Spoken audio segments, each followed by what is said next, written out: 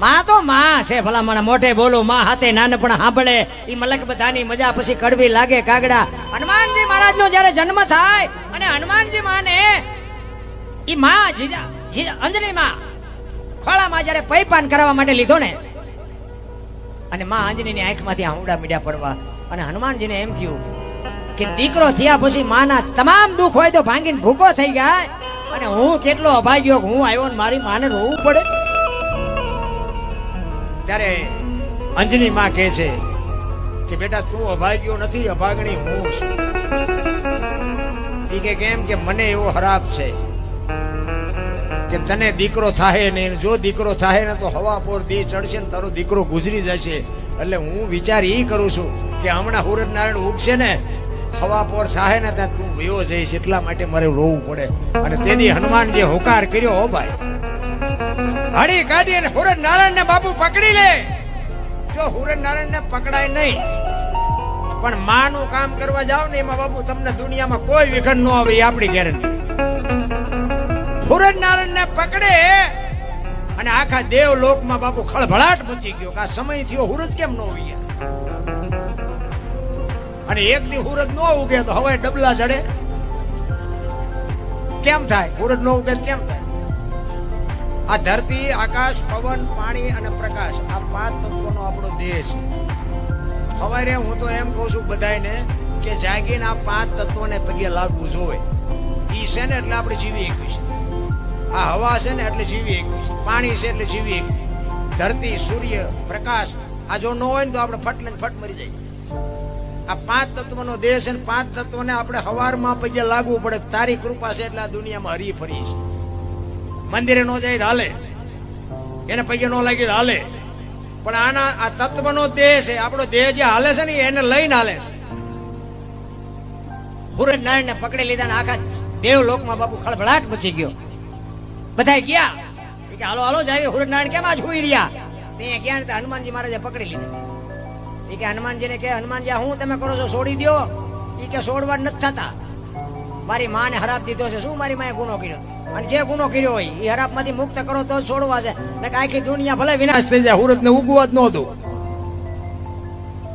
ઈ કે પણ હવારે હવા પોર ચડે એનો હરાપ હતો હવે તો રોઠો થયો તમારી માનો ચારનો હરાપ મટી ગયો ઈ બાપુ દીકરા જન્મતા વેચ જેને મા બાપ ને બાપુ હરાપ માંથી મુક્ત કરી દે ને ઈ દીકરાને દુનિયા પૂગે લંકાના પટાંગણમાં રામ રાવણ નું યુદ્ધ થયું ને તેથી એક મેઘનાથ નું બાણ વાગે અને લક્ષ્મણ ને મૂર્છિત કરી નાખે અને અખિલ બ્રહ્માંડ નો માલિક રામચંદ્ર પરમાત્મા બાપુ ડળક ડળક ડળક આંખમાંથી મોતીડા પડે એમ બાપુ આહુડા પડે અને લક્ષ્મણ ની જટામાંથી ઠેકી ઠેકીને મોતી પડતા હોય એમ રામના આહુડા પડે તેથી હનુમાનજી મહારાજ પડખે ઉભા છે ને હનુમાનજી રામ ને કહે છે કે રામ તમે રોવો તો દુનિયામાં શું રે આ જીવન મરણ છે તો કુદરત નો ક્રમ છે તેથી રામચંદ્ર પરમાત્મા હનુમાનજીને કહે છે કે રામ રોવણ હાર એ રોતાને રાજી કરે આ તો વાલપ નો વ્યવહાર રોય બતાવે રામજી મને ખબર છે પણ કાલ દુનિયા એમ મારા નામનો કેડો પાડી દે કે ભાઈ જેવો ભાઈ પીડ્યો તો ભાઈ ની આંખમાં આહુડું નહોતું આવતું ભાઈ ભાઈ નો બાપુ જે મેળ છે ને તો રામાયણ તમને મને બતાવે આપણે આખી દુનિયા મેળ હોય બોલો હગા ભૈયારે જ મેળ નો શું આ રામાયણ ની વાતો આપણે કરીએ અખિલ બ્રહ્માંડના માલિક રામચંદ્ર પરમાત્મા વનમાં ગયા ને તેથી રામ લક્ષ્મણને ભલામણ કરે છે કે 14 વર્ષ કાલ પૂરા થઈ જાય હું આવતો રહીશ રાજનું ધ્યાન રાખજે બાપનું ધ્યાન રાખજે હું કાલ આવતો રહીશ તેથી લક્ષ્મણ કહે છે મોટા ભાઈ તમે મારા બાપ છો ને સીતા મારી માં છે મારા બાબા વનમાં જતો હોય તો અયોધ્યા જેને જોઈને મુબારક ધ્યાન આપજો નોખી નોખી માયુના છોકરા હતા અત્યારે હગી એક માના હોય ને તો ખૂટિયા કાતરે એમ કાતરતા હોય તેથી લક્ષ્મણ કહે છે કે મારે ગાદી ન જોવે ને કે અયોધ્યાની ગાદી એટલે દશરથ તારો દરબાર ઇન્દ્ર જેની આશા કરે તેથી ભાઈઓ વિનાનું ભેકાર કડવું લાગે કાગડા અયોધ્યાની ગાદી બાકસના ખોખા ઘોડે રખડતી હતી કોઈ ધણી નહોતો અત્યારે જોઈએ તો વેચ જમીન આડું હગો ભાઈ હગા ભાઈ મારી નાખે બોલો એક જાય ઉપર ને એક જાય માઇલ પા જમીન તો અહીંયા પડી પછી ઓલો માઇલ પા જોઈને ખબર કાઢો જાવ એટલે શું કે ઓલું પસાવી ગણ જાય ભલે જાય પણ મને બહાર કઢાવતા વેચ જવા દીધી હોત તો હવે પસાવી ઘણું શું છે, તારે મોડું થઈ ગયું. રામાયણ કહે છે જેને જોઈને લઈ જાઓ. મહાભારત કે કોઈને કઈ દેવું જ નથી. મહાભારતમાં કઈ વધ્યું નહીં, રામાયણમાં કઈ ઘટ્યું નહીં. આ તમારી મારી સામે બાપુ આ ગ્રંથો પડ્યા છે. લખવા વાળા લખ્યા ના, બનાવવા વાળા બનાવ્યા, જે કઈ બન્યું હશે કે ન બન્યું મારો રામ જાણે. રામ ને વનમાં જીવે કે ન જીવે આપણને ખબર નથી. કૌરવ ને પાંડવો બાજી આવે કે ન બાજી આવે, જે હોય ભલે વાર્તા બનાવી હોય, પણ બનાવ્યું છે કેવી? કૃષ્ણ પરમાત્મા દુર્યોધન પાસે 3 વાર ગયો. કૃષ્ણ પરમાત્મા 3 વાર દુર્યોધન પાસે ગયા. એ કે આ ન કરાય, હસ્તિનાપુર ની ગાદી તમે લઈ લ્યો, પણ આ 5 ભાઈ ખાવું શું, 5 ગામ તો દો. એ કે હોના નાકા ને અણી જેટલું નથી દેવું. એ કે બાજવું પડશે, કે બાજવું છે પણ દેવું નથી. એ બધા 18 દિવસથી મથ્યા, શું કાઢ્યું? ઝઘડામાં હાથ થાય, મારો તોય ફાયદો નથી, માર ખાવ તોય ફાયદો નથી. રામાયણ એમ કે છે કે લઈ જાઓ બાપુ, રામાયણમાં કઈ ખૂટ્યું જ નહીં. અને જો બીજી વાત એ કહું, લક્ષ્મણે 14 વર્ષ બાપુ સેવા કરીને તોય સંતોએ ના પાડી કે ભાઈમાં નો હાલે, ભાઈ તો ભરત જેવા હોવા.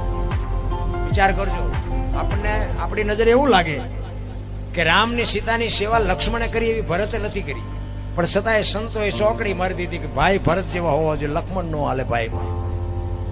આમાં હું વિચારું, 14 વર્ષ પૂરા કરીને આવ્યા ને પછી રામ ને લક્ષ્મણ બે બેઠા હતા. રામચંદ્ર પરમાત્મા લક્ષ્મણ ને કહે છે કે લક્ષ્મણ, મને તારા મોઢા ઉપર કઈક દુઃખ હોય એવું લાગે છે. તું આપણે આવ્યા તે તું આમ તને કઈક તકલીફ હોય એવું લાગે, શું છે? કઈ ખુલાસો કર તો મને ખબર પડે. કે ના મોટા ભાઈ એવું કઈ નહીં. કે ના, પણ મેં તને નાનેથી મોટો કર્યો, મનનો ખબર હોય, તને કઈક તકલીફ તો છે. ત્યારે લક્ષ્મણ કહે છે મોટા ભાઈ હા એક મને તકલીફ છે. કે શું? કે તમારા મારા બાપ દશરથ? તો કે હા. તમારા મારા ગુરુ મહારાજ વશિષ્ઠ મહારાજ? તો કે હા. તમારી 14 વર્ષ મેં સેવા કરી, એમાં મારી ક્યાંય ભૂલ આવેલી કે ના? તમારી અને મારી માની સેવામાં કઈ ખામી ખરી કે ના? તું આવા પ્રશ્ન હું કામ કરે છે?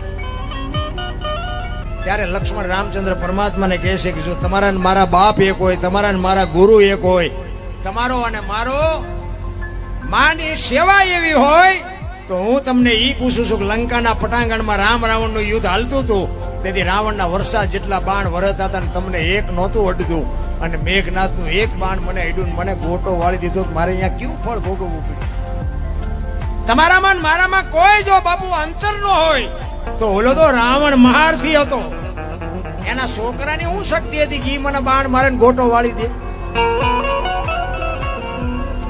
રામચંદ્ર પરમાત્માએ કીધું તારી વાત સાચી છે, પણ તને ખબર નથી. ખબર છે પણ તારા મગજમાં નથી. આ તે કીધું સારું કર્યું, નકર તને ખુલાસો ન થાય. એ કે 14 વર્ષ આપણે અહીંથી નીકળ્યા, જંગલમાં આશ્રમ આવ્યા હતા? તો કે હા આશ્રમ તો આવ્યા. તો કે એક સબરીનો આશ્રમ આવ્યો તો તને યાદ છે? તો કે હા મોટા ભાઈ મને ખાસ યાદ છે. પ્રકૃતિ તમારું ભજન કરતી હતી અને મેં એને કીધું કે મોટા ભાઈ કયો મલક આવ્યો? તમે કીધું કે એક ભીલડીની બાઈ મારા નામને જાપ કરે છે. એને આપણી આજ્ઞા સ્વાગતા કરી હતી? તો કે હા. બેસવા માટે ચાદડી પાથરી દીધી હતી, આસો પાલવના તોરણ બાંધ્યા હતા? તો કે જમવાની વ્યવસ્થા કરી હતી? હા. જંગલમાંથી બોર લઈ આવી? એ કે મેં ખાધા હતા? કે હા મોટા ભાઈ તમે તો ઠળિયા હોતા ખાઈ ગયા હતા. એ કે લક્ષ્મણ ત્યાં ખાધા હતા? અને અહીંયા હબાકો આવ્યો લક્ષ્મણ ને ભાઈ કે 14 વર્ષમાં અહીંયા ભૂલ કરી ગયો. તેથી રામચંદ્ર પરમાત્મા લક્ષ્મણ ને કહે છે કે લક્ષ્મણ, તું સુમિત્રાને મૂકીને સીતાને માં કહેતો હોય, દશરથ ને મૂકીને મને બાપ કહેતો, ને અયોધ્યા જેવું રાજ મૂકી અને મારી ભેળો જો રખડવા આવ્યો હોય, હું તને ઈ કહું છું કે ભીલડીના હેઠા બોર ખાવામાં મને વાંધો નહોતો, ને તને હું તેથી ઘા વાઈ ગયા.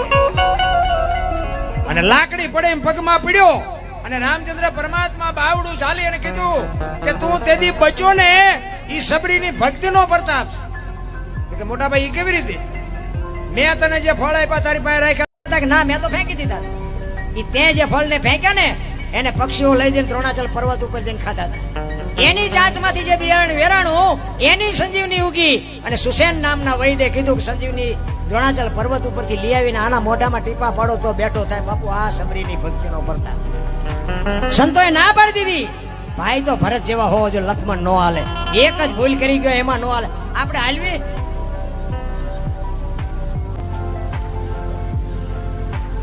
એ તો ભાઈ કહેવાનું અમારા ભાઈ છે, બાકી બધું જેમ છે.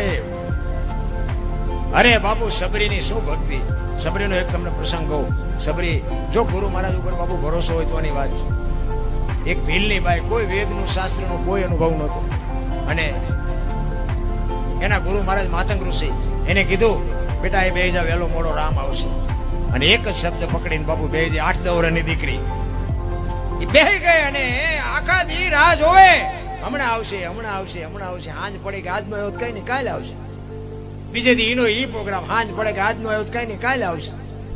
ચાંદીના પતરા જેવા વાળ થઈ ગયા હો, 70-80 વર્ષની ઉંમર થઈ, અને નેજવા કરે છે. અરે મારા બાપ, કેટલી મારી આખી જિંદગી વહી ગઈ, રોજે રોજ રામની રાહ જોઉં છું, હજી નો આવ્યો, હજી નો આવ્યો.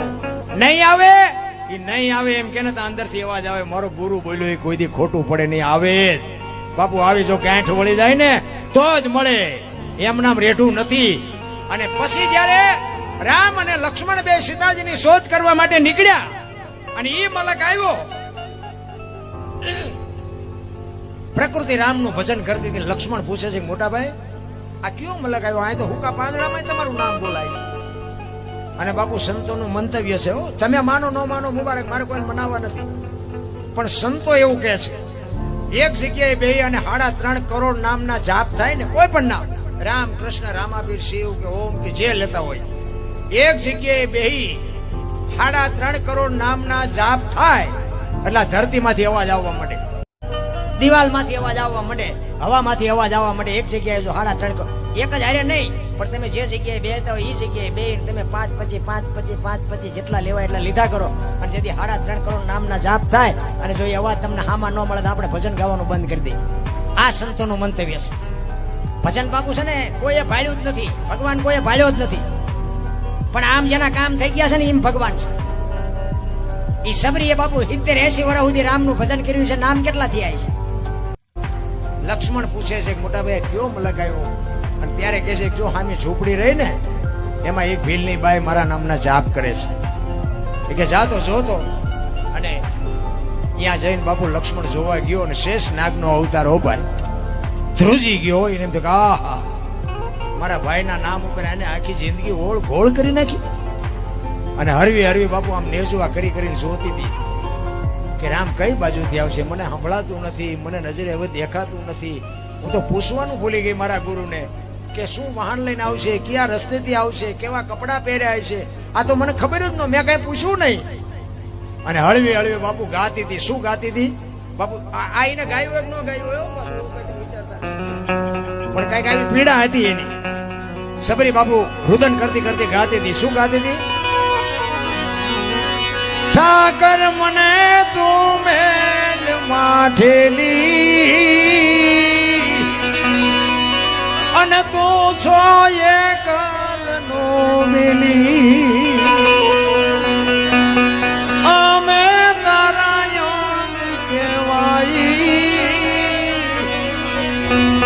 હવે કેના અમે આશરે જાય.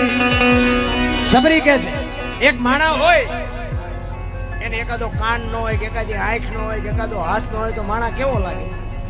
સબરી બાપુ અખિલ બ્રહ્માંડના માલિક ને કહે છે, અમે તો તારું અંગ છે, જો તું નહીં આવ્યું ને તો તું ભૂંડો લાગીશ.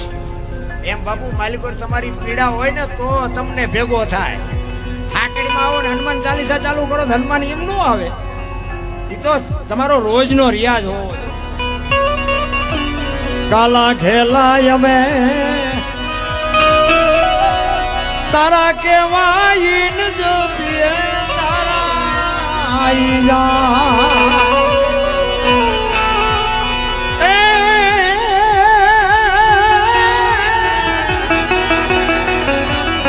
તારી હારે મારે જૂનો નાતો.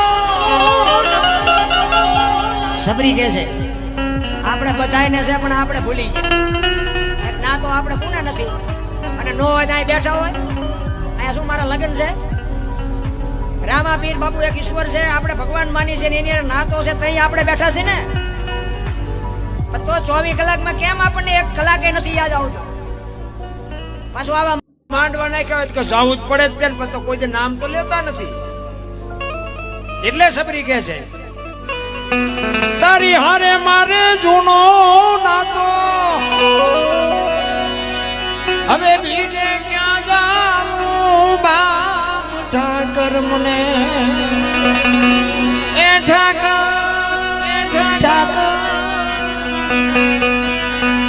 ઠાકર મને મેલ માઠેલી તો છો એ કાનનો મેલી. આ સાસુ પૈસા નાખે તમને કઈ નથી થતું. આ વાંયથી આવો દો આ પરસો વળી ગયો. આમાંથી નથી લઈ જવાના મારે. મધ દરિયામાં એ મારું નામ પડ્યું છે ને થાય છે હાલાકનો. આ સંસારના સાગરમાં બાપુ આપણા બધાના હોડા હેલા જાય છે. મારો નાચ એનો બાપુ ત્રાજવે છે ને એના કાંઠે ભૂગવાના છે. બાકી ઓલો કોરોના આવ્યો હતા કેટલાયના ગલોટિયા ખાઈ ગયા, કોઈ નો બચાયો. હે પૈસાના ડટ્ટા હતા, ઓક્સિજન હતા, ડોક્ટર હતા, વાહન હતા, બચાવી ન હોય ક્યાં કોઈ. એ તો બાપુ જેનો ત્રાજવે છે ને એના જ કાંઠે ભૂગવાના છે. મધ દરિયામાં એ મારું વાણ પડ્યું છે ને થાય છે હાલાકનો.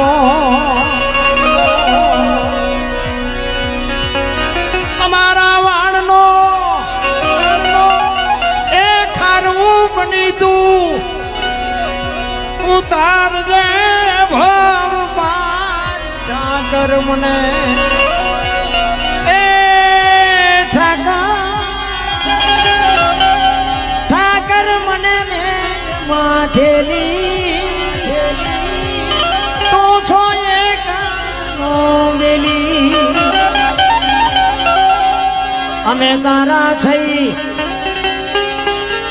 એ આડતિયાને છે તું છો સાવકાર. પેલા આપણે વેપારી આપણા માટે ધિરાણ કરતા હતા. આખું વરસ આપણને ઉધારે આપે અને દિવાળી આવે ને ત્યાં આપણે એનો વહીવટ કરી દેવો પડે અને એનું લેણું દેણું પતે નહીં ત્યાં સુધી બીજો વેપારી આપણને ધીરે નહીં. આ બધા વડીલો બેઠા એને ખબર હોય, કારણ કે અત્યારના લઈને દેતા જ નથી, ઉધારે કોણ આપે? વડીલોને ખબર હોય, પેલા જૂના સમયની વાત. આ મને યાદ છે, મને ખાસ ખબર છે. તમારે ખેતીમાં બળદીઓ મરી ગયો ને વેપારીને એમ કોઈ પૈસા છે ને બળદીઓ વાવણી ટેન્શન, બળદીઓ મરી ગયો પૈસા જોઈએ વેપારી આપે. બિયારણ લેવું હોય તો આપે, એ સિવાયનું તમારું હટાણું આપે. પણ દિવાળી આવે એટલે જેટલું થાય એટલું બાપુ એને દેવું પડે. એ કોઈ દી ખેડૂના પેટમાં પાપ નહોતું, વેપારીના પેટમાં પાપ નહોતું. અત્યારે એ કઈ શોખો નથી. અત્યારે વાણીએ નથી તીરતા, ખેડૂત નથી તીરતા. અત્યારે ઓલા કપાસ ઓકે ને પછી કે પેલા પૈસા આમ જોતા હોય તો ખટારો સેલ ન મારતા. આપણે એમ થાય કે 5 લાખનો ખટારો ફેર્યો, પણ આબરું જોવાય નહીં. એ કે પૈસા આપ્યા, એ કે પણ હું તમને કાલ મોકલે કે ના ખટારો ભલે પીડ્યો હોય. પૈસા આપ્યા પેલા ન જતા. અત્યારે જોવા ખરા આબરું જો મળે નહીં, મોટી મોટી વાતો કરે. તેથી બાપુ કઈ ખાવા જાન નહોતું, પણ એ વાણીઓ એમ કે હું બેઠો છું બાપુ, મોજ કરો, દિવાળી સુધી તમને દિવાળી ભેગો હું કરી દઉં. દુકાળ પડ્યો હોય તોય ઈ તમને મને જીવાડતા હતા. આ બાપુ નાતો હતો. ઈ જે અંતરના સોખા હતા ને એટલે બાપુ બધું ગાડું વ્યવસ્થિત હાલતું હતું. અત્યારે લઈને કોઈનું ન દે શું કરે, તારો વસવા ન કરીએ, બીજું શું કરીએ તારા વાટું. તારી ઉપેટ કાઢી છે, આમાં બીજું તમે કઈ ગુનો કર્યો નથી. હું કોક ના કટવી દેતો તો એના બદલે મારા બૂસ માર્યા. બોલો હવે આપણે એ કરી નથી, મારા દીકરા મારા બૂસ માર્યા.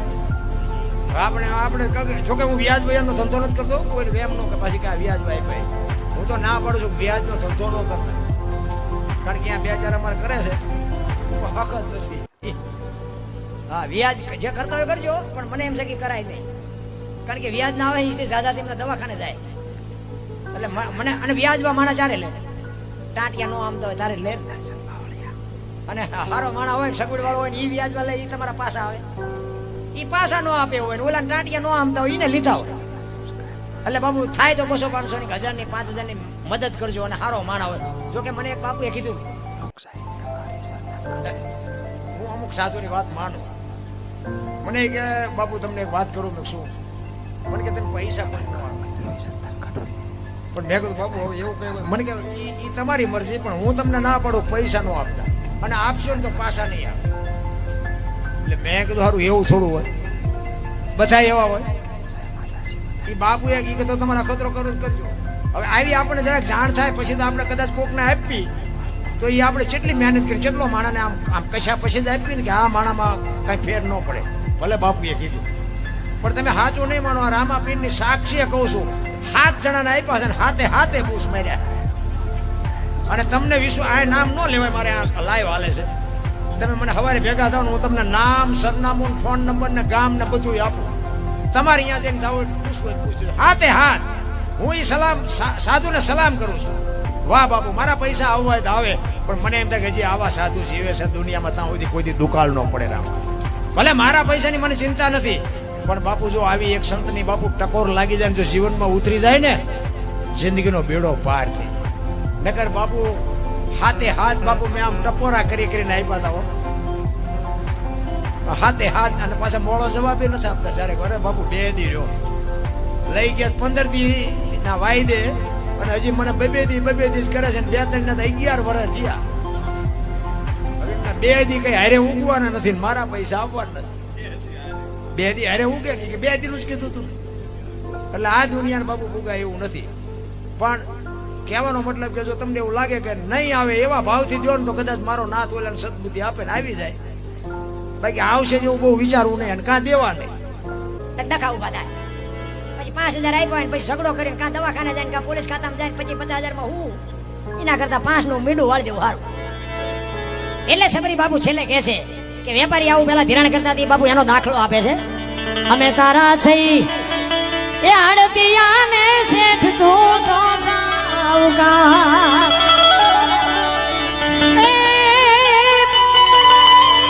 તારું લેણું છે ત્યાં લગી બીજો ધીર છે નહીં. ઠાકર મને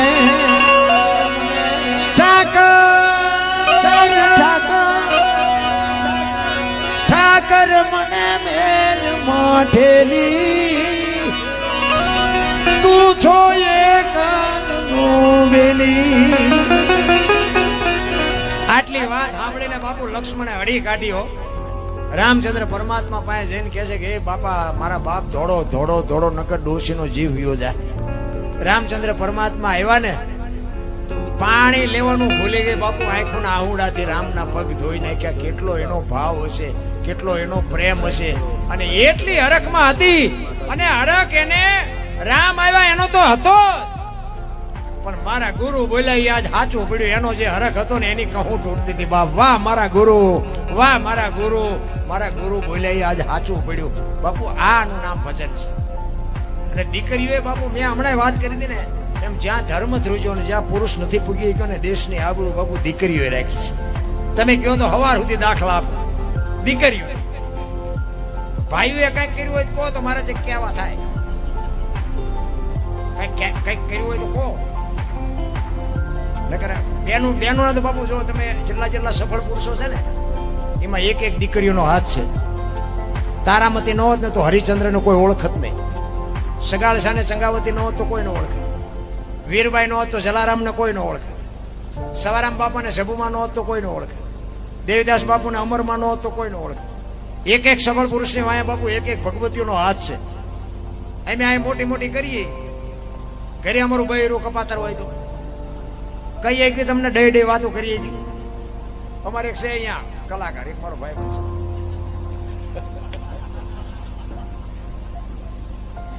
એ ભજન ગાતો હતો ને એના વહુ મારી પાસે બેઠે છે, ખબર નહીં વાડીમાં કઈક ઢોરા પડી ગયા છે અને આ સોંટો તો ઈ ના કરતા એમાં બેન આવ્યો એ કે ઈ કારણ દીકરો થામાવલે વાડીમાં ભેળ પડી છે, ત્યાં જાને આમાં તારું કઈ નહીં વળે. બાપુ આટલા માણા હોય છે, મારું બૈરું એમ કે મારે ક્યાં જવું? આને જીવન નો કહેવાય. રામ તમે આ એમના હાથની હથેળીમાં રાખો અને તમે એમ પર મારા ગામ કરી આવ્યા હોય અને હું એમ કહું ચાલો હાલો ચા પાણી પીવા, રોટલા ખાધા સિવાય ન જવાય. અને હું ડેલામાં લઈ જાઉં તમને અને રવોડામાંથી હાણેશું લોટા મંડે ઉડવા. ચિંપા જવું મારે. પતિ પત્ની કા એક મતા તો સરગાપુરમાં સતા. બાપુ બે માણા જો હરખા હોય ને તો જીવવાની મજા આવે. અને હું તો બેનોને ખાસ કહું કે તમે જો સંસ્કારનું સિંચન કરશો તો જ હારા દીકરા થાય.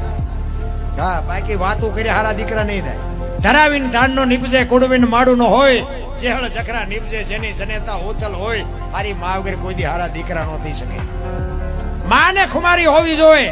હું તો એમ કહું કે ઉદરમાં સંતાનનો વિકાસ થતો હોય અને જન્મ થયા પહેલા રામાયણના ગીતાના 5-5 પાના વાંચજો ને જો આપને ટેકો દેવું સંતાન ન થાય તો આપણે ભજન ગાવાનું બંધ કરી દઈએ. આપણા ગ્રંથોનો આપણા શાસ્ત્રનો તમારે પાવર જોવો હોય તો. બાકી પાણી પૂરીયું ખાય તે પરજામ કઈ ન વળે. એમાં વહુ હારો ભેગા સોણાતા હોય બોલો શહેરમાં શું એમાં દીકરા થાય. પછી કે ભગવાન હારો એક દીકરો દે. શું અહીંયા ગોદામ છે દીકરાની તમને આપી દે. માનું બાપુ સિંચન હોય ને. છત્રપતિ શિવાજી મહારાજની માં ભગવતી જીજાબાઈ ઉદરમાં જીવો હતો ને તેથી માને ખબર નહોતી મારા પેટમાં દીકરો છે, પણ એને એટલી ખબર હતી કે મને ભગવાન દીકરો આપે કે દીકરી આપે પણ મારું સંતાન આપને ટેકો દેવું. માય કાંગળું સંતાન કોઈ દી મારું ન થાય. રામાયણ ને ગીતા ઓગાળીને પાઈ દીધી હતી માએ. તો એવા સંતાન થાય. જ્યાં ધર્મ ધ્રુજો માં ધારે એવા દીકરા કરી શકે. ગોપીચંદ ને ભરતરી જેવા દીકરા થાય. ગંગા સતી પાનબાઈ જેવી દીકરીઓ થાય. ન થાય એવું શું કામ બને? પણ ફેશન ફેશન ફેશન ફેશન બાપુ આટો આંખ વાળી. હું તો એમ કહું પહેરો ઓઢો વાપરો પણ ડુંગળીના ફોતરા જેવા લુગડા પહેરીને તમારે શું સાબિત કરવું છે? મારી વાતો બાપુ કડવી લાગશે પણ માફ કરજો. દેહના પ્રદર્શન ન હોય મારી માવડીયું. દેહ તમે એમ માનો છો? રામાયણનો એક દાખલો આપું તમને. સીતાજી લક્ષ્મણ રેખા ઓળંગી ગયા અને એનું હરણ થયું. બધાને ખબર છે ને? તો તમે એમ માનો છો કે સીતાજીમાં શક્તિ નહોતી? મિથિલા નરેશની દીકરી બાપુ અગ્નિનો ગોળો હતો. એક દ્રષ્ટિ જો રાવણ માથે પડે ને તો આ દુનિયામાં એની રાખ ન પડે. ઈ દીકરી હતી પણ એને આ આજની દીકરીઓ માટે બાપુ કેળો પાડ્યો કે જે લક્ષ્મણ રેખા ટપી જાય ને એનું આ દુનિયામાં હરણ જ થાય. રાવણ મરી ગયા વેમમાં ન રહેતા ગામો ગામ છે. જે લક્ષ્મણ રેખા ટપી જાય પછી બાપ હોય દીકરો હોય માં હોય પત્ની હોય કે દીકરી હોય બધાને લક્ષ્મણ રેખા હોય. લક્ષ્મણ રેખા જે ટપી જાય ને એનું હરણ જ થાય. કોઈને પાવર હોય ખોટી વાત છે. અને લક્ષ્મણ રેખા ટપી ગયા પછી બાપુ છે ને રોયે પાર નો આવે ને કાંઈ મેળ ન પડે. રામચંદ્ર પરમાત્મા કે ઓલું હોનાનું હણિયું મારવા ગયા. હોનાના હણિયા હોય અત્યારે આવ્યું હોય તો અત્યારે આપણે ન માની. આપણે કહીએ ને કે ભાઈ હોનાના હણિયા જ નહીં હતા હોય. તાર રામને નહીં ખબર પડી હોય. હણિયું આવ્યું ને સીતાજીએ કીધું કે આને મારી આવો આને લઈ આવો. તો હાચું ખોટું રામને નહીં ખબર પડી. પણ રામાયણ ઈ કે છે કે મોહની વાંહે જે હળિયું કાઢે ને એનું વાંહે પતન જ થાય. મોહ વાંહે બહુ દોડવાની જરૂર નથી. રામ યા નો ગયા હોત તો સીતાજીનું હરણ ન થાય. રામાયણ બતાવે છે.